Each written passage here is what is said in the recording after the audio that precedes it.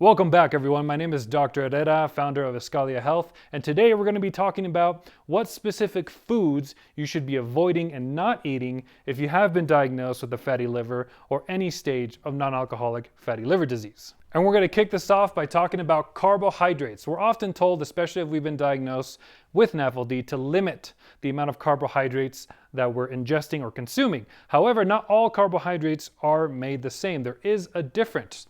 Now, in terms of the type of carbohydrates you should not be eating, you want to be able to avoid or limit high glycemic and low fiber carbohydrates. Now, this is really important. Now, what are some examples of high glycemic and low fiber? Well, white and whole wheat bread is one. Cooked white or brown rice, breakfast cereals, cakes, cookies, sweets, potatoes, fries, chips, rice crackers. Oftentimes people think that rice crackers are healthy. Well, in this case, they're not.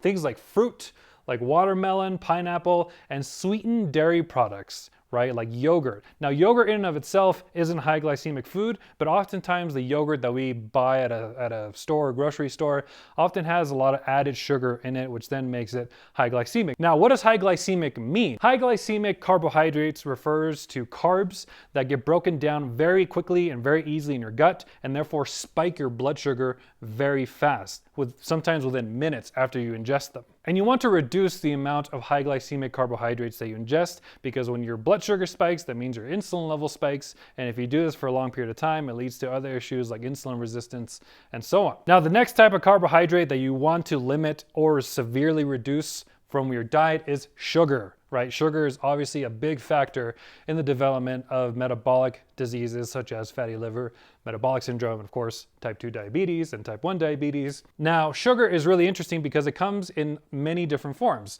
Primarily, we consume sugar in the form of sucrose, right? So if you read sucrose in any of your nutrition labels, you want to avoid it or limit the consumption of it, because sucrose specifically is a combination of glucose and fructose put together, which are both implicated and contribute to the development of fatty liver, especially if you consume large amounts of it. Another often overlooked type of sugar or carbohydrate is maltodextrin.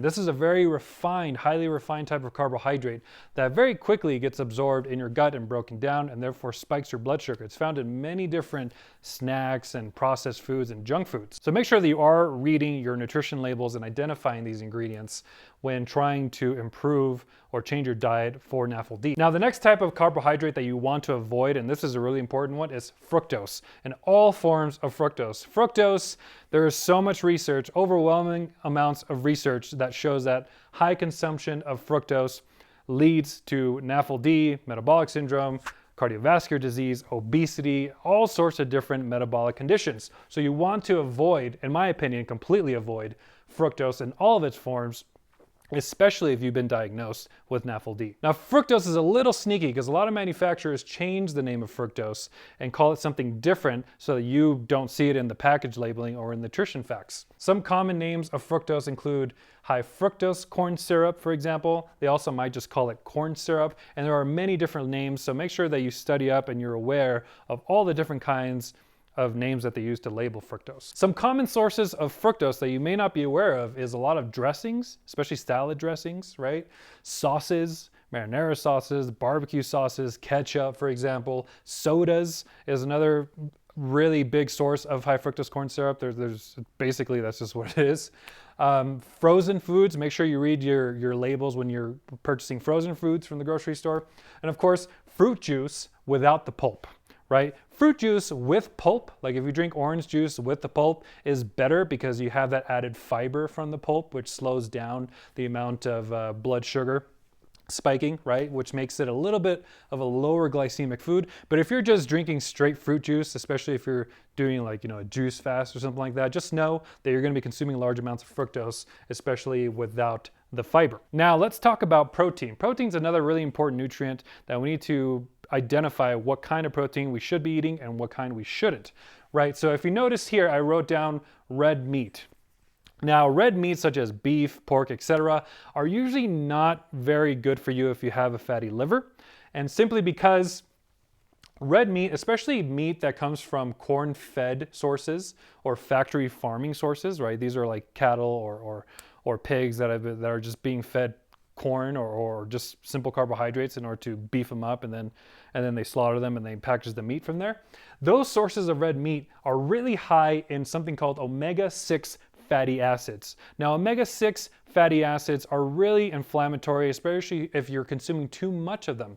And in corn-fed and factory farm-sourced beef or pork, because of the way that they feed them with whatever feed that they use, you usually get an unbalanced ratio of omega-6 fatty acids and omega-3 fatty acids, right? Omega-3 fatty acids are really good for you, and so are omega-6s, but if the omega-6 is too high, like in the case of factory farm beef, then that's when you run into issues such as inflammation, for example, is a really big concern with omega-6, especially in your liver, which, as we know, inflammation is one of the biggest issues that occurs in NAFLD. Now, in my opinion, if you've been diagnosed, then you should limit the amount of red meat, beef, pork, etc. from your diet anyways, generally speaking. However, if you do want to continue to consume them in moderate amounts, I recommend that you source grass-fed or organic beef or pork, which is better because when the cows or the pigs, or I guess pigs can't be grass-fed, but when cows are grass-fed, then they're consuming the right amount of nutrients that they need, which will balance out the amount of omega-6 and omega-3 fatty acids in the beef itself, which will then benefit you better or will have a less inflammatory effect. So when in doubt, source from grass-fed or organic sources. Now let's talk about fat. There's a lot of conversations about what kind of fats can I eat, what kind of fats should I eat, or should I eliminate fat altogether when you have a fatty liver. Now, what you need to understand about fat is just like carbohydrates, not all fats are the same. There are differences in the kinds of fats that you can consume. There are good fats, quote unquote good fats in this case, and quote unquote bad fats or fats that aren't ideal.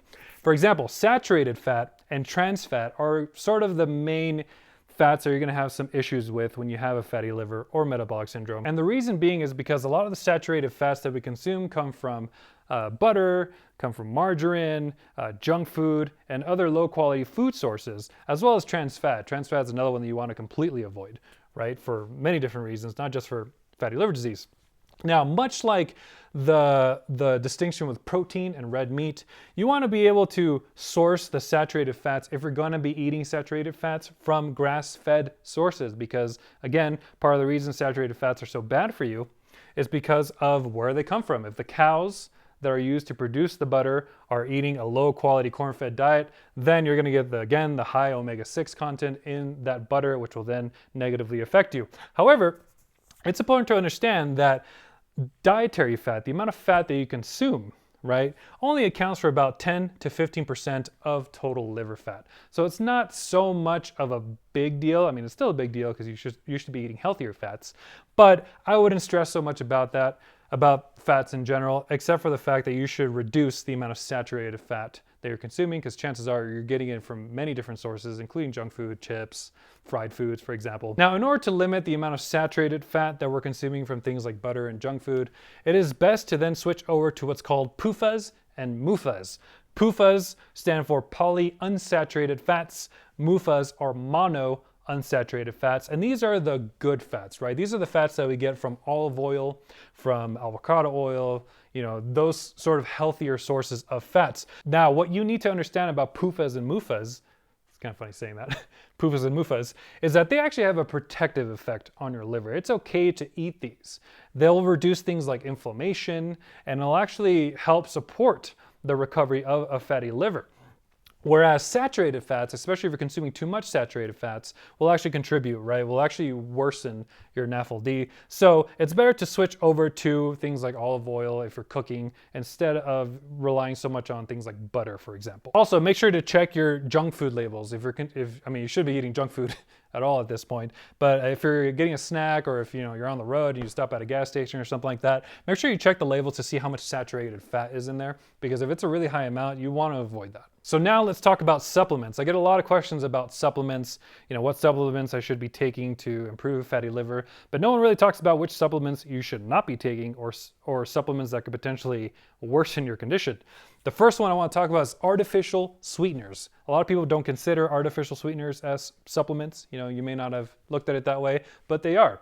You want to avoid artificial sweeteners, especially things like Splenda or Sweet and Low. These sweeteners contain ingredients such as aspartame and sucralose, which have been shown to actually have a lot of adverse effects when it comes to weight loss, contributing to insulin resistance, for example, and obesity. Now, there's a lot of current research that's starting to show that artificial sweeteners can actually promote insulin resistance, as well as delay the insulin response, which is really interesting. And it makes sense because when you consume an artificial sweetener, your brain can't tell whether that artificial sweetener is actually sugar or not, because your taste buds send the signal to your brain that it's something sweet in your mouth, and so your brain will then interpret it that way. However, there isn't going to be an insulin response once you consume the artificial sweetener because it's not sugar. And so what ends up happening is you end up tricking your brain into thinking that you're consuming sugar when you're not, which then can cause a delay in insulin response, which can be a problem because theoretically, when you go back to consuming real food or real sugar, for example, you may not get an insulin response right away.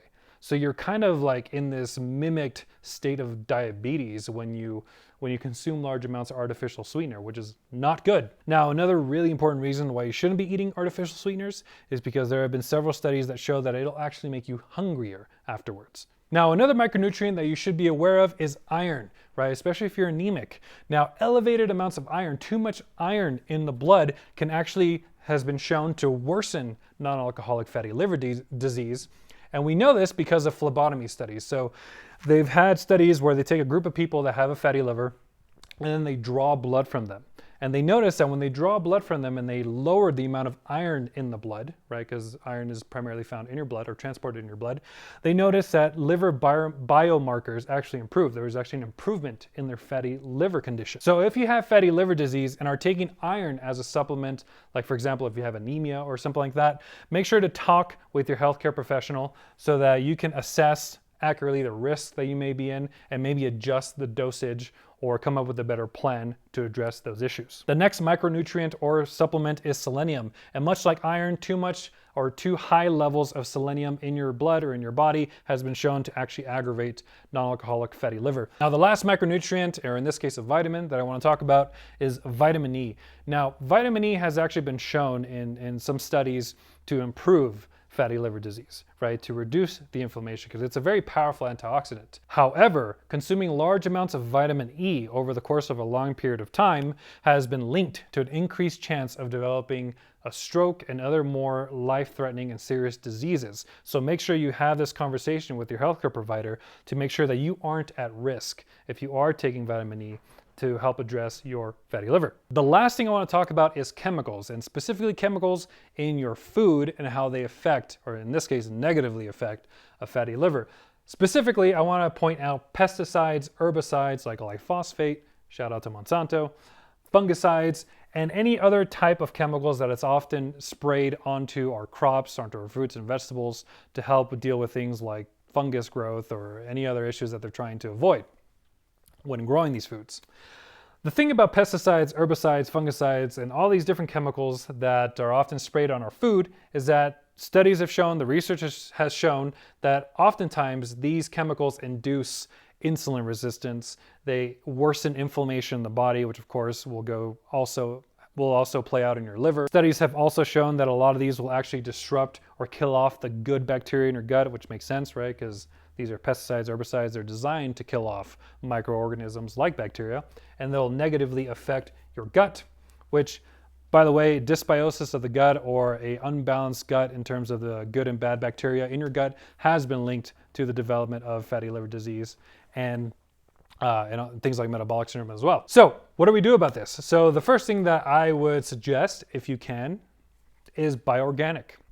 When you buy organic fruits and vegetables, many of these companies will actually grow those fruits and vegetables without the use of pesticides, herbicides, etc. So that is probably your best bet to completely avoid this issue. Now, for whatever reason you can't purchase organic food, because let's be honest, it can be cost prohibitive for a lot of people. What you can also do is make sure that you wash all the veggies and the fruits before you eat them or cook with them. And as an added note, pesticides, herbicides, and fungicides actually put women, according to the research, at a higher risk for worsening of non-alcoholic fatty liver disease and other metabolic conditions as well. All right, guys, so that's it for my video today on what not to eat or the foods that you should be avoiding if you have a fatty liver. So once again, thank you for watching the video. Make sure to like the video, subscribe to the channel. You can share this video with any of your friends or family that can benefit from this information, and I will speak to you all next time.